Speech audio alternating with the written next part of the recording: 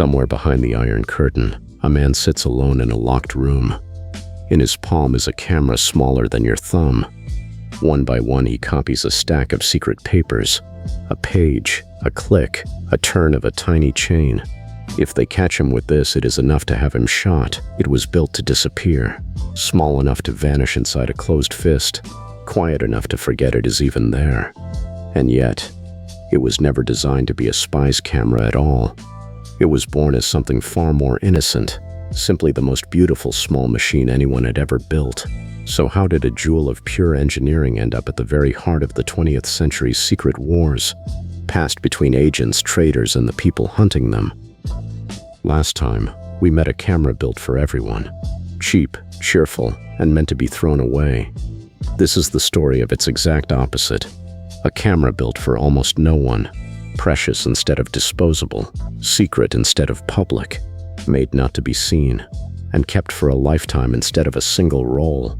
Where one disappeared by being worthless, this one disappeared by being small. And by being hidden. This is the story of the Minox. Chapter 1. The Impossible Object. Hold a Minox in your hand, and the first thing you feel is disbelief. It is barely longer than a finger. It weighs almost nothing. You pull the two ends apart, and the little metal body slides open with a precision that feels almost liquid. And that single motion winds the film and sets the shutter at the same time. Inside is a strip of film about 9 millimeters wide, narrower than the nail on your smallest finger. And onto that sliver of film, this tiny machine could record an image sharp enough to be enlarged into a readable page. There were no wasted parts, no spare millimeter. Everything folded into everything else. It felt less like a piece of consumer electronics and more like a fine watch or a piece of jewelry, a thing made by someone who simply refused to accept that small had to mean crude. In an age of big black cameras, here was a completely different kind of ambition. Not to be the most powerful camera in the world, to be the smallest one that still somehow worked perfectly.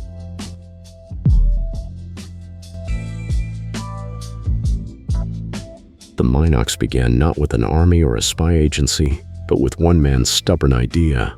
His name was Walter Zapp, a Baltic German living in the city of Riga, in Latvia.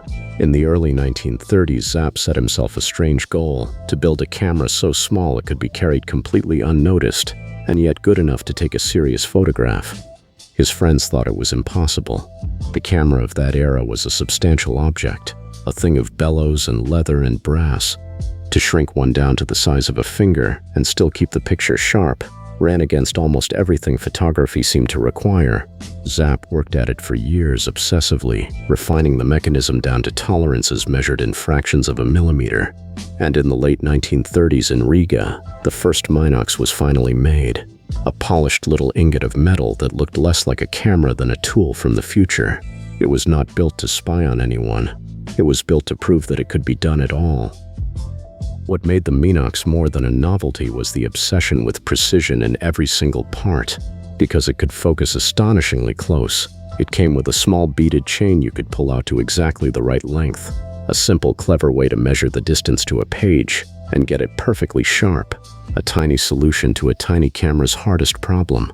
After the Second World War swept through the Baltics, production moved west, and the camera was reborn in Germany, near the old optical heartland of Wetzlar and Gießen. There, in 1958, came the most famous model of all, the Minox B, with a slim light meter built right into its body. It was elegant, reliable, and made in large numbers. The Minox that most people, if they have ever held one, have held. By now it had become a luxury object, the precision toy of collectors, journalists, and people who simply loved beautiful machines. Its whole reputation was built on craft, not espionage. That part came later.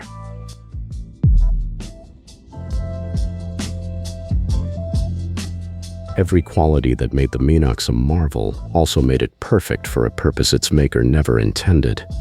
It was small enough to hide inside a closed hand, a coat pocket, a hollowed-out book, or behind a folded newspaper.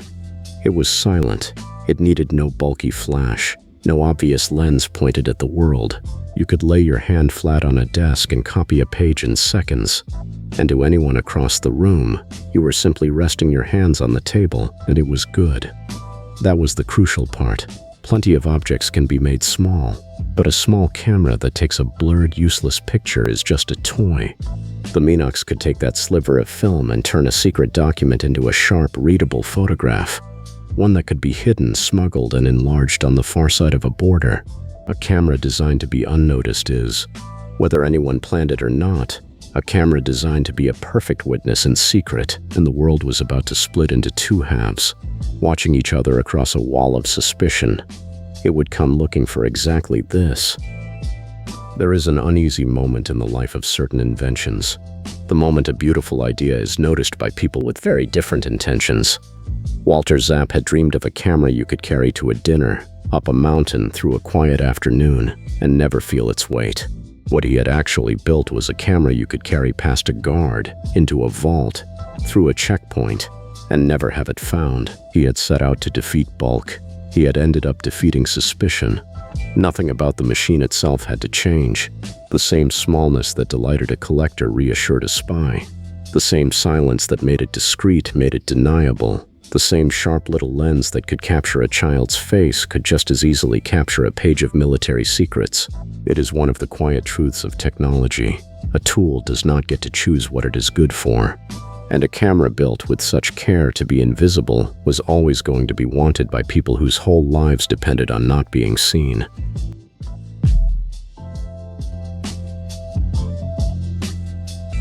By the height of the Cold War, the Minox had earned a second shadowy reputation. As the document camera of the espionage age, it was reportedly a favorite on every side of the divide. An agent's job was often not to steal a secret, but to copy it and leave the original exactly where it lay, so that no one would ever know the secret was gone. For that, you needed something small, fast, and silent. You needed something like a Minox. A single roll could photograph a whole stack of classified pages in minutes. The little chain pulled out to hold the camera at the perfect height, and the result walked out of the building hidden in a cartridge the size of a fingertip. In countless spy films and novels, when a character needed to copy a secret, it was a tiny camera of exactly this kind that appeared in their palm.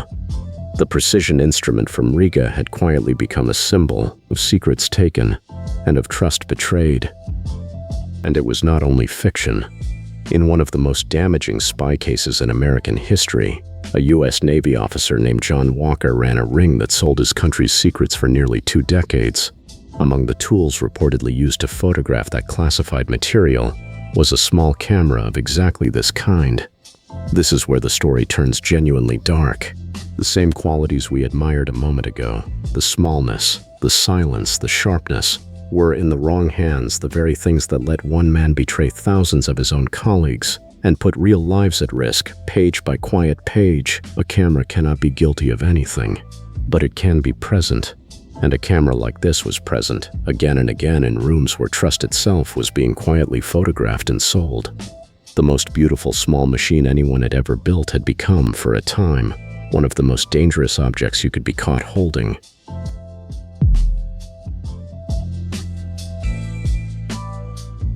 In the end, technology moved on, the way it always does. Miniature electronics, and then the digital sensor, made the Minox's beautiful mechanical tricks unnecessary. A spy no longer needed a jewel of precision engineering to copy a document. Before long, almost any phone could do it, invisibly and instantly. The cloak and dagger age of the tiny film camera quietly closed, but the Minox did not disappear into a landfill, the way the disposable camera nearly did. It did the opposite. It became treasured. Today, the little cameras from Riga and Wetzlar are prized by collectors, who turn them over in their hands the way you might admire a fine watch, marveling that anyone could pack so much capability into so small a space. Decades before the microchip made small look easy, the object outlived both of its lives, the innocent one its maker intended, and the secret one that history forced upon it. The Minox leaves us with an uncomfortable, beautiful idea. Most cameras are built to be seen being used. You raise them to your eye, and everyone around you understands exactly what is happening. A moment is being recorded. The Minox was built for the opposite, to record the world while pretending to do nothing at all. That made it a kind of mirror for whoever held it. In the hands of a collector or a journalist, it was an act of pure craft and curiosity. In the hands of a spy, that very same gift, to see without being seen, became an instrument of deception.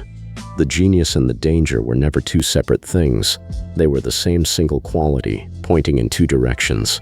To build a camera that disappears is to make a wonderful object, and to hand a quiet kind of power to whoever holds it next. Walter Zapp built a machine to prove that small was possible. The century itself decided what small would be used for. Think of the two cameras side by side. One was made of cardboard, sold for pocket change, and handed to absolutely everyone. A camera that vanished by being worthless, and spent its life capturing our birthdays and weddings out in the open, for all the world to see. The other was carved from metal like a piece of jewelry, owned by very few, and made to vanish by being small and hidden. A camera whose finest hours were spent in locked rooms, capturing things no one was ever meant to see. One held our lives. The other held our secrets. And yet they were chasing the very same impossible dream that runs through this whole series. A camera that disappears, that gets out of the way, that lets the moment exist without the machine intruding. The disposable reached it through sheer cheapness. The Minox reached it through sheer, jewel-like precision. The difference was only ever in what we chose to point them at.